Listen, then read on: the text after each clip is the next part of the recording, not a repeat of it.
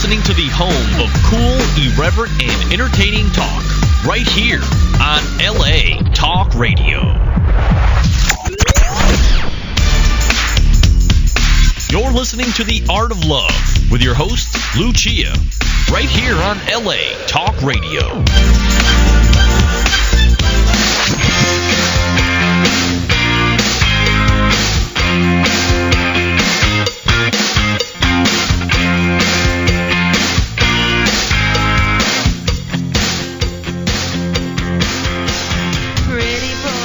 Hello and welcome to The Art of Love. My name is Lucia. I'm your host and a dating and relationship expert.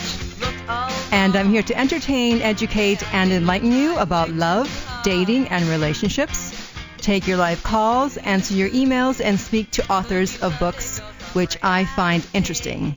And today's show is for everyone. Men, women, gay, straight, black, white, because it's going to discuss something that is going to answer the question for the guys, why will this woman not date me? Why will she not sleep with me? Or why is my girlfriend no longer interested in me? Why is my wife no longer interested in me?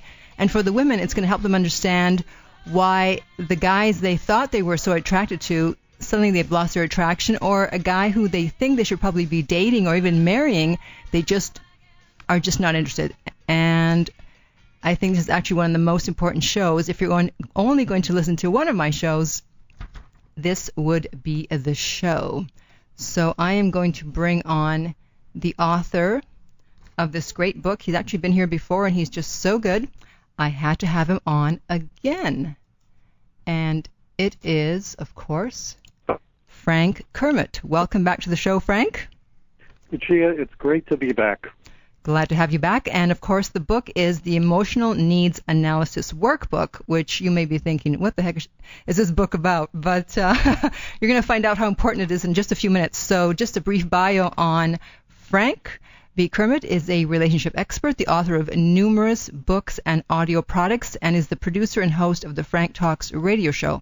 He also runs an online relationship advice forum, as well as Frank Advice columns in magazines and websites. So, after reading this book, I looked back on my past relationship with guys that I dated, and now I can clearly see what went wrong and why I got turned off.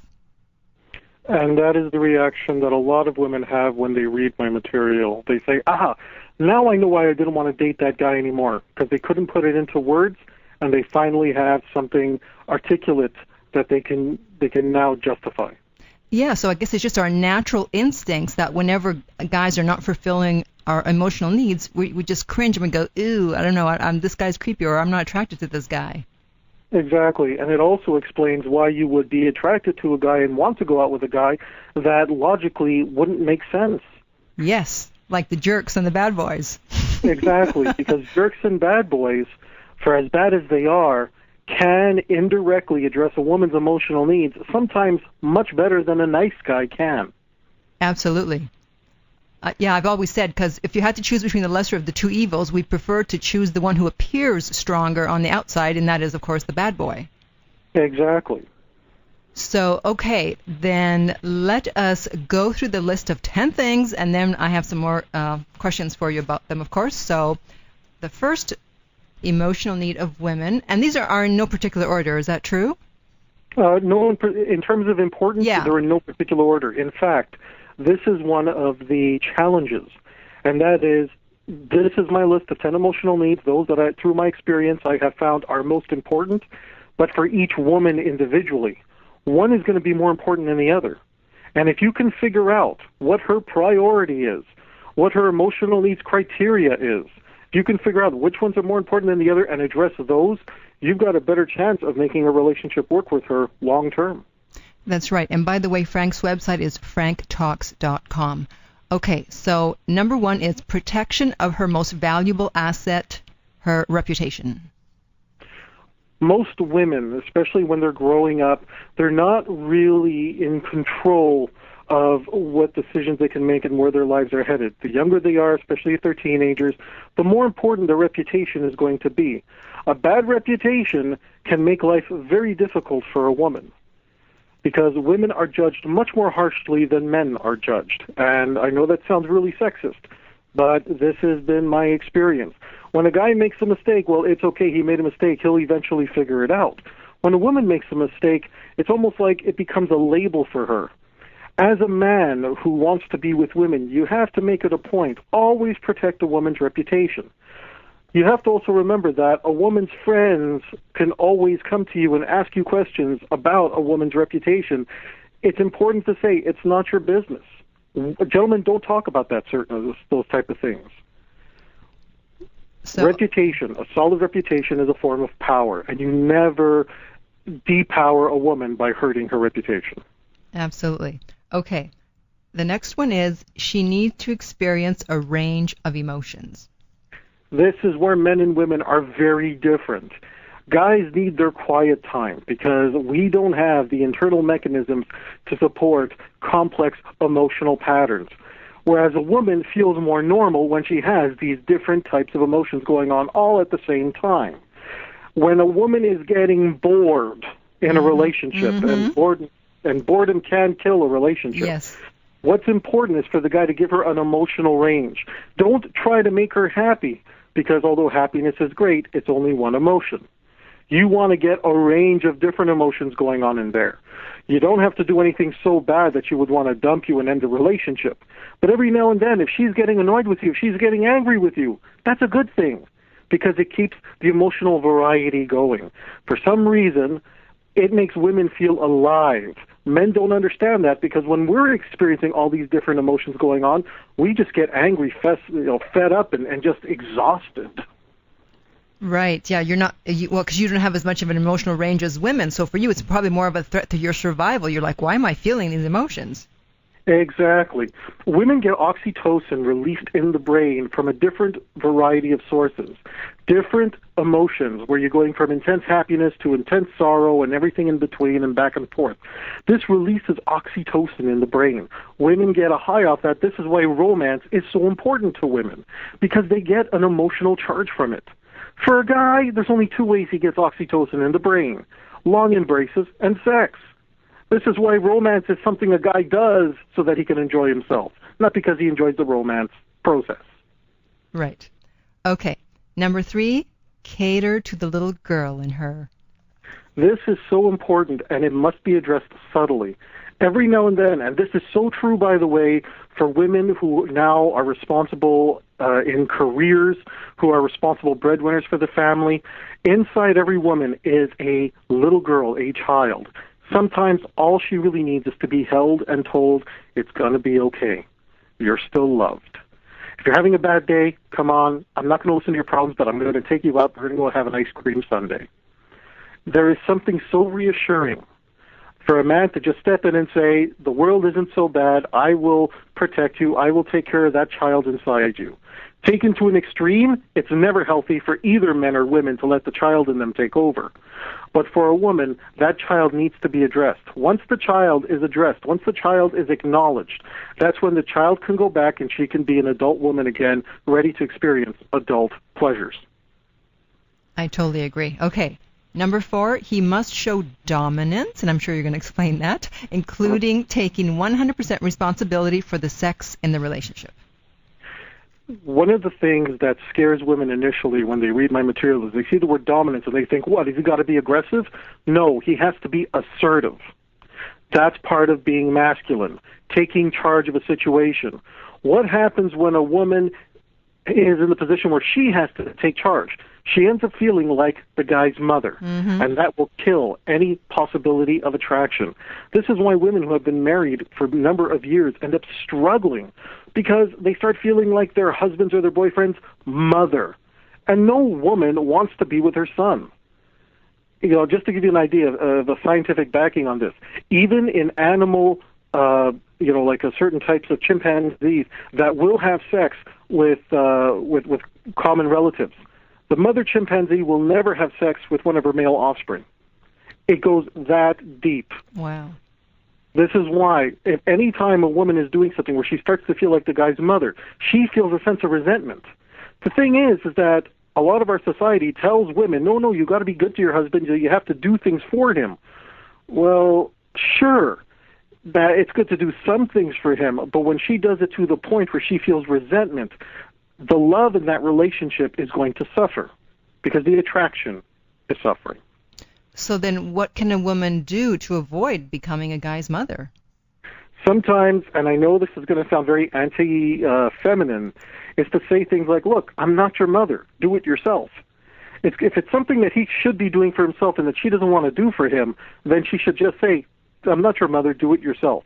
At the same time, there's a lot of women out there who will say things like, I can't stand that he leaves his dirty clothes on the floor and she'll pick it up and throw it into the laundry. Well, if you don't want to feel like his mother, leave the clothes where they are. And I know this sounds like, yes, but she wants a clean house. Priority, people. If you continue to pick up after him, as a guy, we look at it and say, well, if she's going to pick up after me, there's no point in me looking after it myself. Mm-hmm. That's how we think. We're really simplistic. I do not leave the socks on the floor just to piss off my wife. I do it because, well, I'm just going to leave them there, and when I need them, they'll be there, and I know where they are. And when laundry day comes, I'll just take a walk around the house and collect all the laundry. That's how guys think. The energy it takes for me to get up and throw these pair of socks in the morning into the hamper, I'd rather be spending that reading the paper or processing the day to come. If a woman goes ahead and does stuff for me, even without me asking, and she starts resenting it, that's when she's doing something she shouldn't be doing. It's up to her to exercise some self-control and say, no, I'm not going to do that. Now, what about making the guy a sandwich? For some reason, this seems to be important to guys. They say, well, I want a woman who's going to make me a sandwich, so should she do it then? Okay, let's put this into context, all right? There is a difference between, let's say the guy is cutting the grass. All right, he's in the backyard, he's cutting the grass. He's doing something, he doesn't have time to make the sandwich for himself. So a woman who makes a sandwich for him at that point, in his interpretation of it, is showing appreciation. She recognizes he's not in a position to do it himself. Obviously, he's going to be hungry. He's doing some work around the house. He says, wow, she made me a sandwich. Look at the appreciation she has for me. I feel appreciated, therefore, I feel respected, and that respected leads to a bonding trust. That's for a man. What happens, though, if the guy is pretty much sitting on his ass all day playing video games? Nothing wrong with playing video games, but that's all he's doing, and he's so into the video game, he turns to his wife and says, hey, why don't you go make me a sandwich? Well, he could get up and make the sandwich himself. That's when I say, hey, she doesn't need to make him a sandwich. He's playing video games. He's on recreation time. He can get up and make his own fucking sandwich. Whoa. Okay, now, what about taking responsibility for the sex in the relationship? A lot of guys pretty much figure that, well, since the woman is the one who can get pregnant, then she's the one who should be worried about birth control and condoms and such. And I was lucky that I had a relative of mine set me straight on this right when I was young. He said, Frank, the man is responsible for the birth control. If she gets pregnant, it's your fault. You're the one who's got to make sure you got the condoms on you. You've got to make sure that, hey, find out if she has an allergy to these specific condoms, and if she does, go get other condoms. If you don't want to be a father, it's your responsibility to think about this. You never leave birth control up to the woman. In fact, you can't force a woman to take birth control because, I mean, there's a lot of health risks associated with taking birth control for some women. But you can say, hey, I'm going to go with you. Well, you know, let's be safe about this. You're going to go get birth control. Let me come with you. Let me encourage you. I can, if I have breakfast with a woman in the morning, and I know that every morning she takes her pill with breakfast, I keep track of that. That's my job. Why? Because if she gets pregnant, once it's in her body, it's her body, and at that point, the guy has no say. And I'm saying this as a guy. If I get somebody pregnant, she gets to decide what happens to her, because whatever consequences of that action, whether to have the child, whether to abort the child, it's her body that has the long-lasting effects of that action. If I didn't want her to be pregnant, I have to be responsible for myself and where, you know, my boys go. Okay. All right. Moving on. It's number 5, but I think it's probably number 1, and that is fear of abandonment.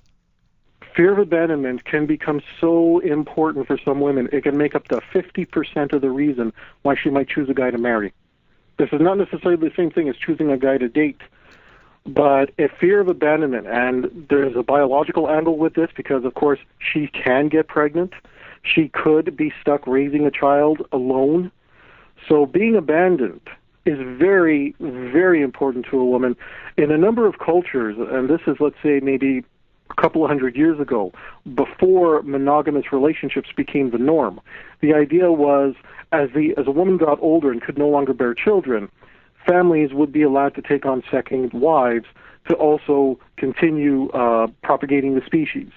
I know that's, very, very, like it's a genetic analysis of it. But the fact is that women have a deep-rooted fear of being abandoned. When a man has fear of abandonment, he comes off weak. He comes off needy. He comes off less masculine. Mm-hmm. For a woman, however, it's part of their genetic cycle to say, hey, they can only have children up to a certain point, and since they're the ones who are going to bear the children, they better make sure that there's someone there to help them, to support them, to provide for them, especially during the months where she is pregnant and her mobility is limited, her health is going to suffer during that time. Some women, historically, a number of women died in the process of childbirth, and they needed help to be cared for. So fear of abandonment is very important for a woman. How do you make sure that a woman feels that you will not abandon her? You have to remind her what is unique about her to you. If you're going to date multiple people at the same time, addressing this emotionally comes into play when you tell each girl what she gives you that no other woman can. And that helps address fear of abandonment. Yeah, in fact, this fear is so strong that for me it led to cutting off a guy that I was dating, just cold turkey, and not speaking to him again for a year and a half. And then the only reason I contacted him after a year and a half via email was because I had another guest on my show who talked about the karmic repercussions of dating, of ending a relationship karmically correct. And so I said, okay, that wasn't the right way to end it. And so I actually emailed him and apologized, but that was the only reason I contacted him, because just really briefly what happened was we were dating and he canceled 3 dates within a period of 10 days. Mm-hmm. And so by the time he canceled the third date, it was like, that's it. I didn't even bother getting angry. I just said, okay, no problem, hung up, never returned his calls ever again. Well, the fact is, why should you believe that he would be there for you long term? He couldn't be there for you short term. Exactly. Yeah, so he totally violated that fear. Exactly. So, albeit, there are ways to end a relationship, but in that case, if he's violating your emotional need, it makes your actions understandable. Well, I'm not going to say they justify it, because I don't know the rest of the context of that situation. But it's totally understandable. You get stood up, guess what? You're going to figure, well, if I can't trust him at this level, I'm not going to be able to trust him long term. And sometimes you wonder, why did these two people get married? You look at one of the most unlikeliest couple, and you're trying to figure out, I can't understand what brings them together. Maybe the woman in that relationship has a fear of abandonment, and the guy, although he may not seem like a really cool and socially savvy guy, and you're thinking, wow, he's, what does he really have going for him? Maybe he's the type of guy that when he makes a commitment and he makes a promise, he sticks it out, and he's not going to go anywhere, and she knows that.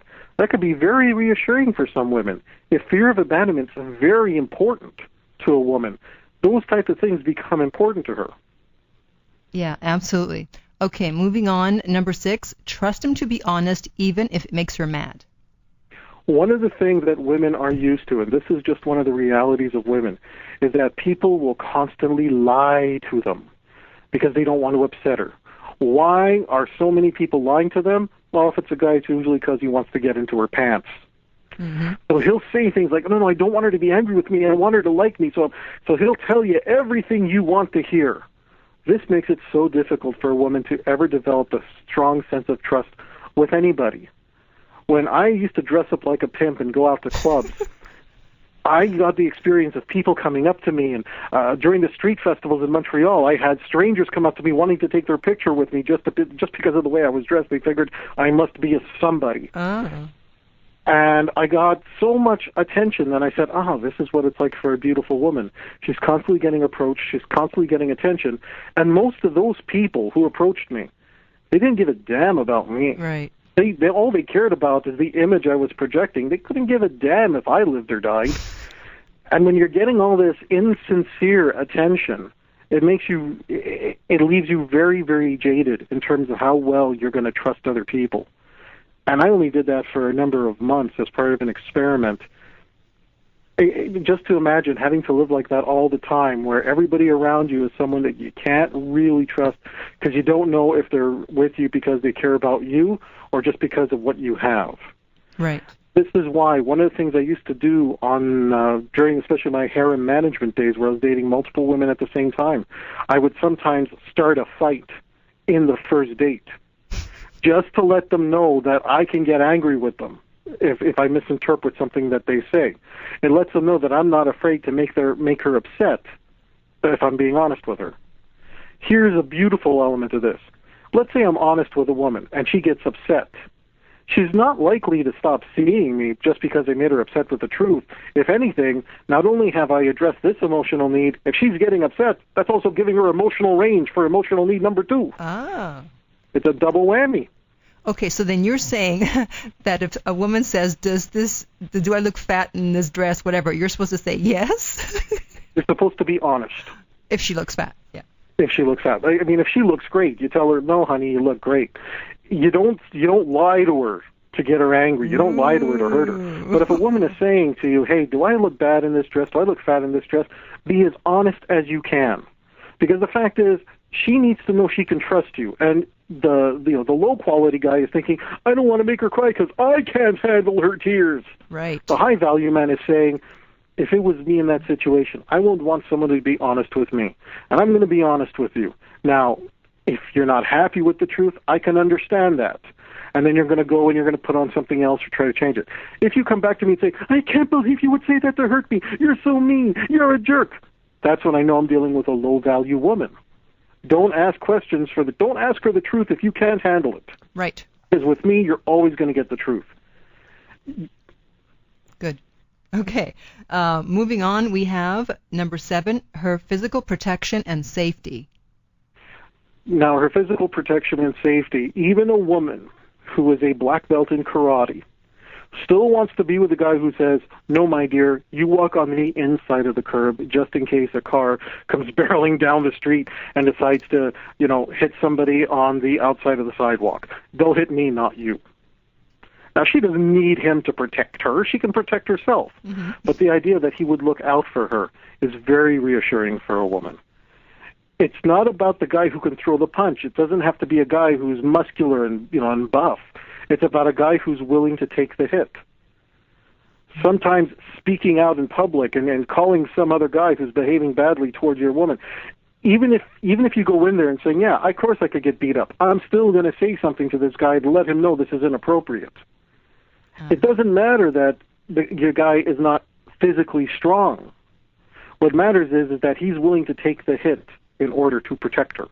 Okay, got it. Number 8, can he handle her sexuality, whatever it may be? I learned this from a woman who was a former swinger, and she was the person who introduced me to the world of swinging.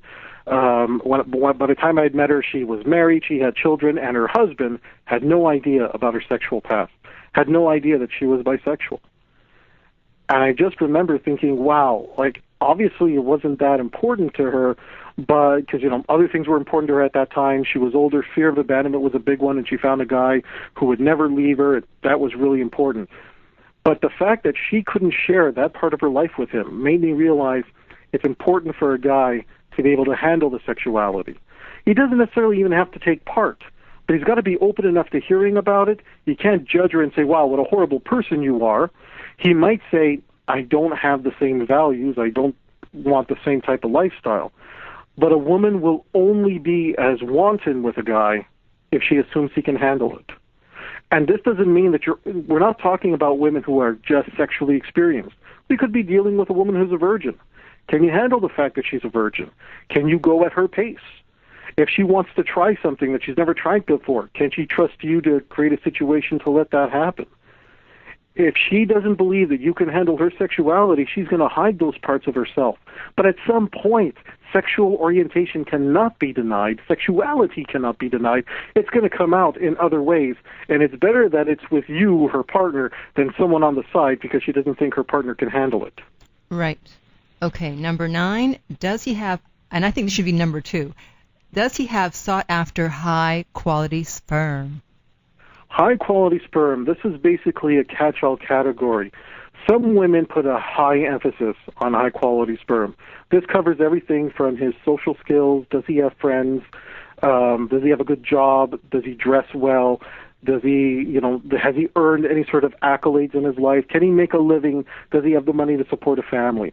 All of those things factor into high-quality sperm. The best way to prove that you have high-quality sperm is to show that other women are into you.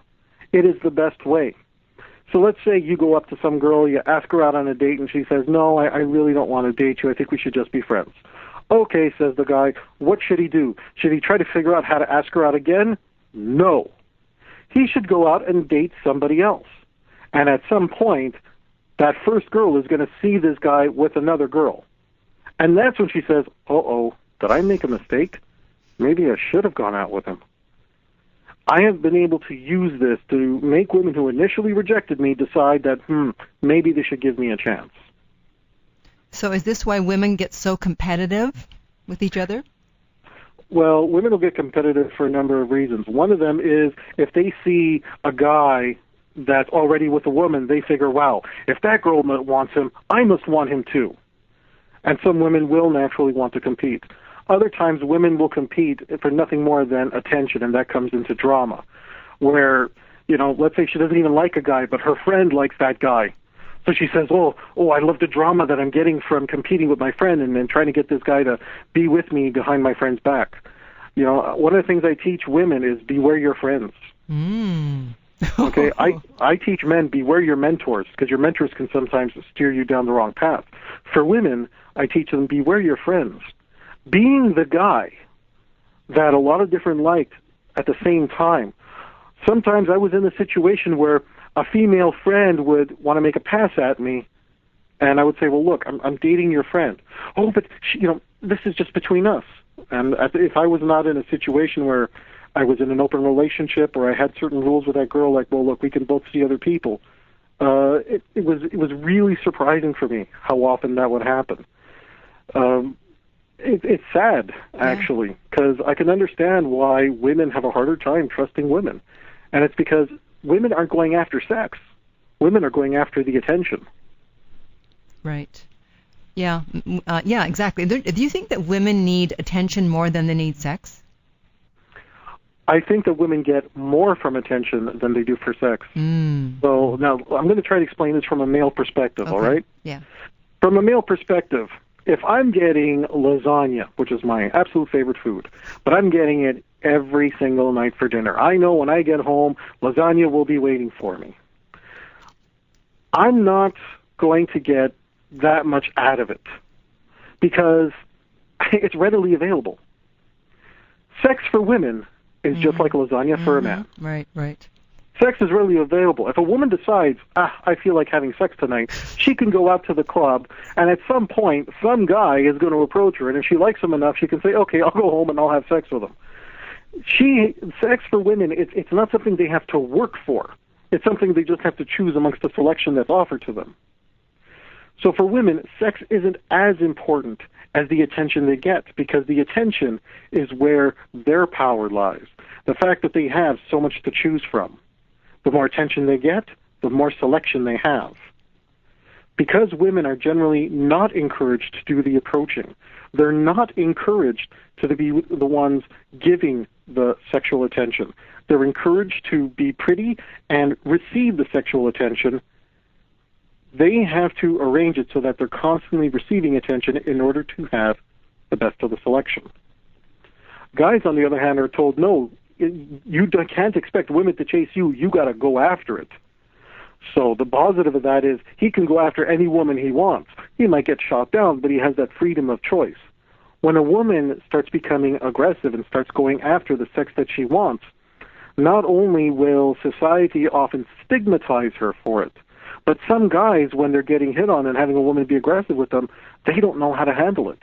They might just not have the emotional stability to be able to handle a woman who is sexually confident. Wow, great explanation. Thank you. Okay, and finally, number 10, prove he's not a closet homosexual. This applies really for first world nations. And here's why. A lot of the men, in order to become more sensitive, have adopted behaviors and emotional needs even that might that cause them to behave the way we would have associated the behavior of a homosexual male. Now, I'm going to give you a real clear example of this one. Some guys love drama. I've actually had, some of the guys who come to me, part of my clientele, if I'm dealing with an adult-aged virgin, he says, I get off on the drama. I log on to Facebook and I see some of the drama between the discussions. And so, I go onto this forum and I just read what's going on. And they're getting off on the drama. Well, that's very feminine of them. But that's probably what contributes to them still being a virgin. These type of behaviors will be interpreted by a woman as saying, well, is he a heterosexual guy who loves drama, or is he really gay? Being gay has become much more acceptable. In Canada, here, gay marriage is legal. So it's on everybody's mind, well, maybe that person is gay, and that's okay. A straight guy who's constantly thought of as, well, maybe he's gay. How many women do you know want to date a man who might leave her for another woman? None. Now, how many women do you know would date a man who might leave her for another man? None. Thank you. Okay, good. We addressed that one. All right, now, you said that when a man has sex with a woman, he satisfied all 10 emotional needs. Mm-hmm. How is that? The act of sex can address all 10 emotional needs at the same time. That's why sex is so important. It's one of the most effective and efficient tools to address emotional needs. Let's look at a situation where the nice guy can't get the girl. Then one day, the girl is going through something. She just broke off with her jerk boyfriend. She invites the nice guy over. She figures, maybe I ought to try a relationship with the nice guy.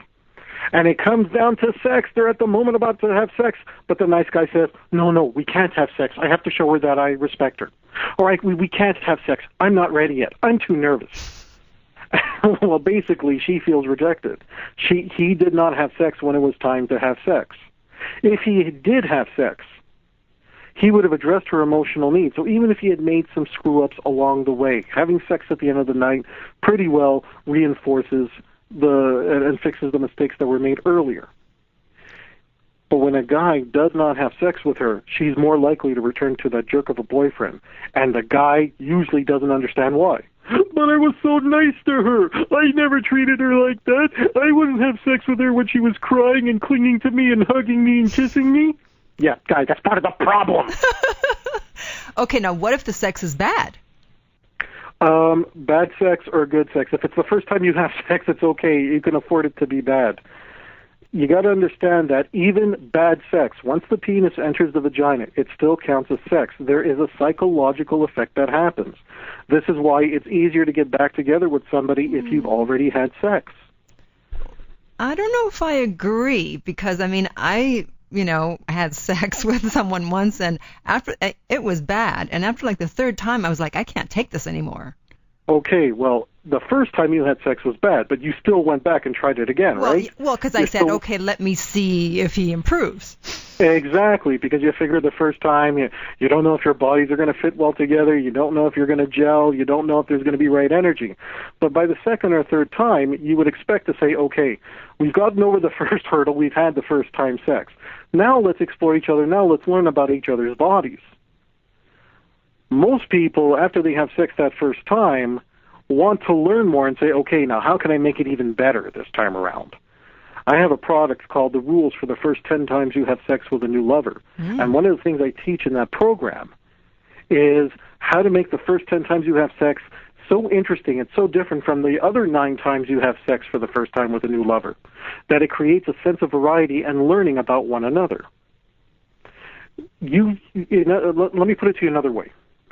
You went as far as having sex with the guy 3 times before you finally said, okay, this guy's not satisfying me. But the fact is, you gave him 3 times at bat. You gave him 3 auditions. Right. 3 strikes. He didn't get the job. No. Okay. Now, what if the first time was sort of lousy because you figure, okay, well, it's our first time, we might have been both nervous. But the second time, he tried something different, and he was asking me what I like, and he was telling me, he was leaving his ego at the door, and I was saying, well, I like this better, and he was willing to do that. Would you have continued to see him at least a third time? Yeah. Okay, then he gets there the third time, and the third time, okay, now he's taken everything that he's learned about you, and he's trying something new, and he's looking to learn all about your body. He's exploring the different sensations for your skin. He's trying to incorporate new ideas. He wants to keep things interesting. Would you see him a fourth time? Maybe. Okay, well, listen, when sex is really, really bad the first time, you got to remember that, hey, two people who are very new at it with each other, very new at each other's bodies, it may not be the greatest sex, but as long as you have sex and you like the person enough, they'll get the second audition, they'll get the third audition. Now, for some people, sex is really important. It might be one of the most important emotional needs. Let's say it's a person that has a particular sexual fetish. Okay, let's look at foot fetish. All right, it's a pretty benign sexual fetish. A lot of guys have that. Well, a lot of the guys you've dated? No, and also a lot of guys in general, I find. Oh, okay. When I've gone into the world of BDSM and fetish, there's always been a small circle of them who have been into feet, but it was never in the majority, at least in the people that I've met. But then again, I'm not a woman and I don't get approached for my but let's look at foot fetish, right? Let's say two people are dating and one of them has a foot fetish, whether it be the guy or the girl. If the person that they're with really isn't interested in indulging that foot fetish, that person ceases to feel normal. They cease to feel loved and accepted. Sex for that person as an emotional need would be pretty high up on their hierarchy. Then you got those people where sex is really not that important to them. They have a really low libido. Maybe they have incredible guilt issues stemming from their upbringing regarding sex that, if they have sex once a week, it's too much. Well, for them, sex is not going to be that important, good or bad. Mm-hmm. So although sex is important for some people, you have to remember that it's going to be at a different degree of importance with each person individually. Okay. Now, speaking to one of the emotional needs about the need to feel special, although that's not how you worded it, which emotional need would that be? The need to feel special? Yeah. The result for a woman is that when you address all of the emotional needs, the result is that she feels special.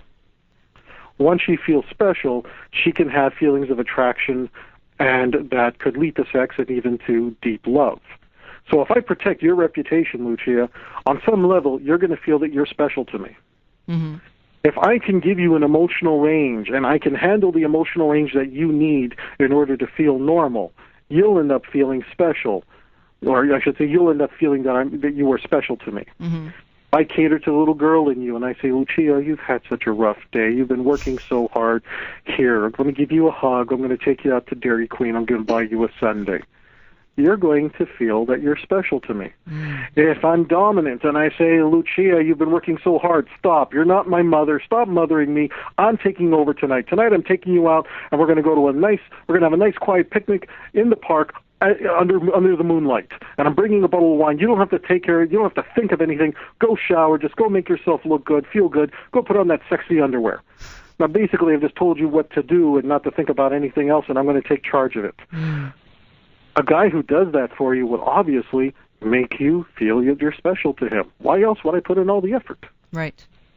If I say something to you like, Lucia, you are the only person who understands me on this level. There's so few people that I can connect with like this and have this wonderful flow of communication. I never want to lose that. Now I'm addressing fear of abandonment. Mm. Because I'm letting you know that you offer me something that I can't get anywhere else. Okay. Now, with you specifically, you have an Italian background, right? Yes. I have an Italian background, too. So I could throw that in and say, not only do we connect on these topics and have a wonderful flow together, but how many people can I do that with who also have the same Italian background as I do? Right. Now you feel even more special to me. And fear of abandonment is addressed because I said that this is something that I never want to lose. Now, I continue to go down the list. You end up feeling that you're very special to me. What happens when a guy addresses some of the emotional needs, but not all of them? That's the guy that becomes the emotional cookie man, the male friend, where the girl says, I like you, but as a friend. Yes. Translation, he addresses some of the emotional needs, but not enough of them to make her feel that she wants to have sex or fall in love with the guy. Right. And in fact, I have a quote for you that I just saw this week, and it's so perfect for what we're just talking about. And here it is. How can a woman be expected to be happy with a man who insists on treating her as if she were a perfectly normal human being? Exactly. Because that sets the expectation for her to be mommy. The only woman that's ever going to be perfect to any man is his mother. No matter what she does wrong, no matter, whatever mistake she made, oh, she's mama. Mama is perfect. You don't talk bad about the mama. Father, you can talk bad about. Brothers and sisters, you can talk bad about. Sisters, well, depending. But mama is perfect. And if I'm going to look at my wife or my girlfriend and say, oh, you're perfect, just like that, I'm putting her in a category where she has to feel like a mother and live up to that, where she cannot be flawed. She can't make a mistake. She cannot let go. She can't say, Frank, take over, for God's sake. She doesn't have the little girl in her to cater to because she's perfect. When, in fact, every woman, especially the more career-oriented women, they're the ones who very little can they ever show that inner girl in her. And it's up to a guy like me to go in and say, no, I know you're a power woman. I know you're a power feminist and a career girl. But deep down inside, you're a little girl like everybody else who just wants to be held and told it's going to be okay. Right. Okay, now what are some signs that would put a man in the low-quality sperm category? Okay, here, let's start with some of the basic stuff. First of all, he doesn't take care of his appearance at all. And this covers everything from a guy who refuses to go to the gym to a guy that has very poor hygiene. Maybe he's a guy that's not, he's not in buff shape, but he can still be clean. He can still smell good. He can still take care of his appearance. He can still shave and keep his hair neat. Maybe he's just got some good genetics. He was born with, very attractive eyes. It could also be things that he's earned. Maybe it's the type of guy that tried going to school but dropped out, so he doesn't have a degree to his name. Other things is he can't hold a job, and he keeps going from job to job. And instead of trying to set up a business for himself, he just pretty much, goes with the flow. Those are some things that would identify a guy as having low-quality sperm. One of the telltale signs of a low-quality sperm guy is that other women are constantly creeped out by him. If other women are creeped out by him, the first question is to ask why. Yeah. Is it because the guy is into something they're not? Maybe the guy is just really, really open about certain ideas and certain types of relationship structures, and that scares off a woman who maybe has religious ideals and she doesn't agree with that. Maybe the guy just doesn't know how to be charismatic. Maybe the guy does things like hurts people's reputations by constantly talks bad about people when he should know better. Maybe the guy is doing something that's illegal that and he's so vocal about it that it turns everybody off. Maybe when he really likes a girl, instead of trying to approach her in a manner that will make her feel wanted, he approaches her in a manner that creeps her out and says, oh my God, the way this guy approached me just embarrassed me in front of a bunch of strangers here. Why would I want to be with him? Mm-hmm. So the clearest answer is, if other women are creeped out by him, chances are he's a low-quality guy with low-quality sperm. Okay. And then you said also, when a man is needy, he violates a woman's fear and abandonment. How does he do that? Okay. Most people think that a guy who's really, really needy would address a woman's fear of abandonment, because you figure, well, a really needy guy would never leave her. You got to understand that unless he's with her because there's something unique about her to him, then he could leave her for the next person he thinks is going to stick with him.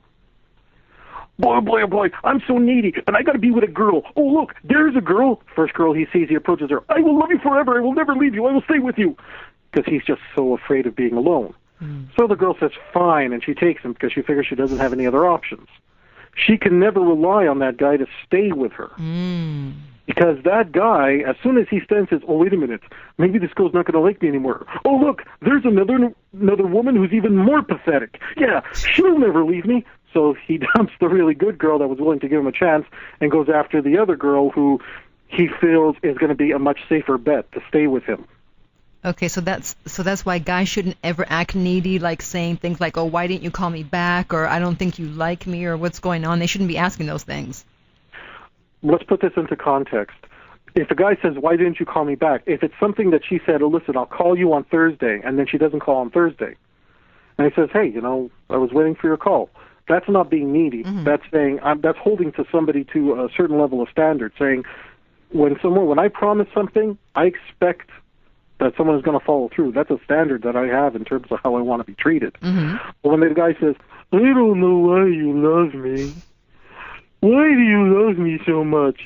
I'm nothing special." Because at that point, she has to go into mommy mode. Okay? And this is something I teach guys, and that is, because of the way nature works, guys don't have a biological clock. So even if he can't get women in his 20s and in his 30s, if he puts his mind to it and he changes his life, by the time he's 40, he can still start a family if that's something he wants to do. He doesn't have that biological clock. He's not allowed to ever fear abandonment. When he goes into work, he can't constantly go into work thinking, "Oh my God, what if I get fired today?" Because it's those type of behaviors that make people want to get away from him anyway. As a man, and this is one of the suck deals of being a man, you're never allowed to fear abandonment. If you lose everything today, if you lose all your friends, all your family, if everybody turns their back on you, you still have to be able to continue marching on, continue walking on. Yes, you're allowed to feel bad. You're human. Are you allowed to let it affect you and to make these type of needy type decisions? No. You still got to go ahead and be willing to stand on your own. Because as long as you have that, you have your inner strength. That's what's attractive. The minute a man starts saying, "Please don't leave me," because she's getting upset about something, that's when she starts thinking, "I'm going to dump the guy." Yeah, you just reminded me that there was someone once, who I wasn't attracted to for many reasons, and one of the things he kept saying was, "My greatest fear is that you'll leave me." Now, what would have happened if, let's say, he did some other things that were right and that were attractive, and he says to you something like this: "I would hate it if you left me. I really would, because I would miss you. I would survive. I would find somebody else. I'd go off and have a great life. But I would be much happier if you were a part of that life." Oh, I'd respect that.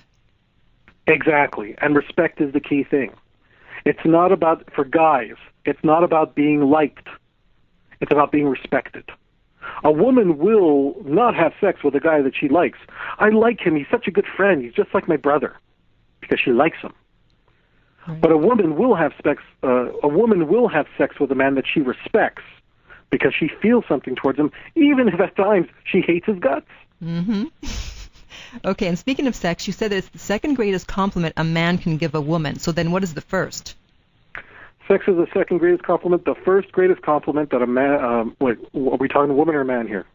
I don't know. I got this from your book. You said sex is the second greatest compliment a man can give a woman. So I'm asking you, well, then what is the first greatest compliment? A long-term commitment. Oh, okay. I agree with that. A long-term commitment is where a man says to the woman, "Listen, I like you so much, I'm committing half of everything I am if we split up, and everything I have to keep you safe, to keep you provided for, to make sure that you're taken care of and that we can build a life together." When sex is just the second greatest compliment, because, hey, if a guy wants to have sex with you, I mean, that's a pretty neat compliment. But the number one compliment is not sex, it's commitment. That's why I always say women don't have problems getting sex. They can get complimented all the time in that regard. Mm-hmm. It's the commitment that she wants, and that's why it's the greatest compliment. When a man says, "I want to marry you," now if it's a low-quality guy, it's like getting the lasagna. You don't appreciate it from a low-quality guy because you can't trust in it. But when a high-value male says, "I want to marry you," that is the absolute best compliment a woman could ever get, because even if it's not marriage but a commitment, it's because that commitment is something that where he's giving his whole self. Mm-hmm. And men are taught now not to give their whole selves unless they find a woman who's absolutely worth it. Right, and that's probably why women cry whenever men propose. Well, maybe it's the emotional... the emotional range. it's just this wave of emotion, and wow, look how much it meant to him. Or maybe it's relief. It's like, phew, finally. Well, if she has a high fear of abandonment and she sees commitment or marriage as a way of addressing that, then absolutely. In other cases, it could be a matter of, wow, now I know he really likes me because he's already promised to, not go off with other women in, different capacities. Right. Well, you've done it again. You've helped me do another great show with your brilliant answers and your brilliant book. Well, I look forward to being on your show again and being the new trendsetter, the trailblazer. That's right, because I've only had 2 people on my show twice, you and Jay Cataldo, and he's Italian too. That's funny. It's like the Italian club here, and I didn't do it on purpose. It just happened. But yes, I did promise to have you on a 3rd time, and then you will have the record for being on the most number of times. Woohoo! Woohoo! I'm excited. I can't wait. Me too. We'll do that sometime in the fall. So again, the name of the book is the Emotional Needs Analysis Workbook. The website is franktalks.com. Of course, the author is Frank B. Kermit. And thank you so much for being on. Lucia, I had a great time. I can't wait to do this again. All right. Talk to you soon. Take care. Bye. Bye-bye. Okay. There he goes, and now I have to go too. Thank you so much for listening. And a reminder, you can sign up for my weekly newsletter at my site, theartoflove.net. You can also read an excerpt from my book, Lucia's Lessons of Love, at lessonsoflove.net. And until next time, remember that love inspires, empowers, uplifts, and enlightens. You're listening to The Art of Love with your host, Lucia, right here on LA Talk Radio.